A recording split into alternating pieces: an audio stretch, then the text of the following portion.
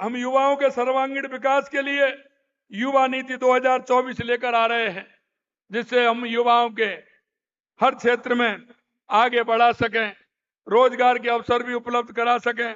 परीक्षाओं में पूर्ण पारदर्शिता सुनिश्चित करते हुए हम अगले 5 साल में 4 लाख भर्तियां करने के लिए कहा है। हम इस साल में 1 लाख भर्तियां करेंगे। हमसे लोग कहते हैं आप कैसे करेंगे? हमने कहा आप देखते जाइए हम कैसे करेंगे। अभी मैं आपसे कहना चाहता हूं, हमें पता है हमारा युवक सीकर में मेहनत करता है, कोचिंग करता है। हमारा वो किसान का बेटा वहां से कोचिंग करने के लिए आता है, पिताजी को भी विश्वास दिलाता है, छात्र के प्रति भी पिताजी में विश्वास होता है कि मेरा बेटा पढ़ता है, निश्चित रूप से आने वाली परीक्षा में वो पास होगा।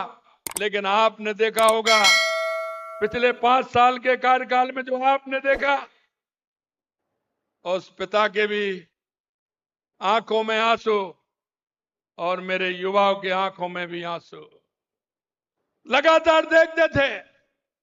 आपने भी देखा होगा लगातार जिस तरह से पेपर लीक हो रहे थे और पेपर लीक में किस तरह की बातें आती थी, आप सभी ने देखा है। मैं आपसे कहना चाहता हूं, हमने जो आपके बीच में वायदा किया था, हमने चुनाव से पहले हम जनता के बीच में गए और हमने कहा था कि ये पेपर लीक जो हुआ है हम इसकी एसआईटी गठित करेंगे।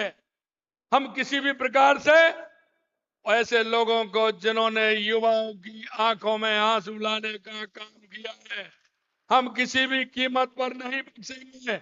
और आपने देख लिया 157 लोगों को गिरफ्तार किया है, 157 लोगों को।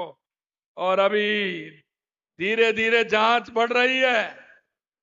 कई लोग कह रहे हैं, विरोध के लोग भी कह रहे हैं, क्योंकि उनको भी आइडिया है, वो भी कहना चाह रहे हैं।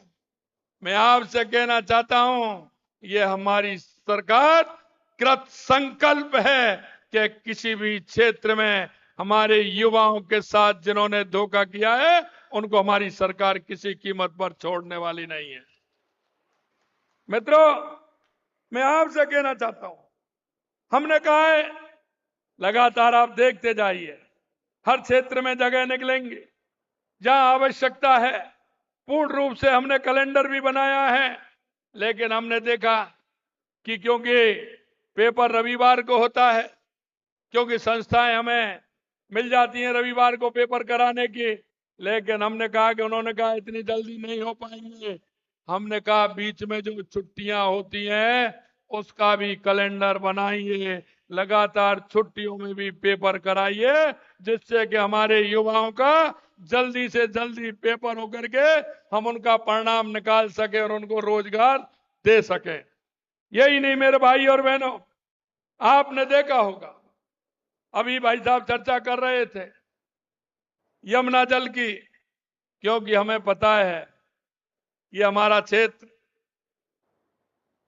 ऐसा क्षेत्र है, हमारा किसान मजबूती से काम करता है और यहाँ का जवान सीमा पर लड़ता है।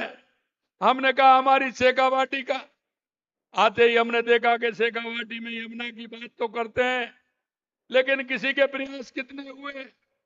अरे मैं कहना चाहता हूं, मैंने विधानसभा के अंदर भी कहा था, मैंने कहा सबसे ज्यादा अगर इस देश पर प्रदेशों में राज किया है तो कांग्रेस ने किया है।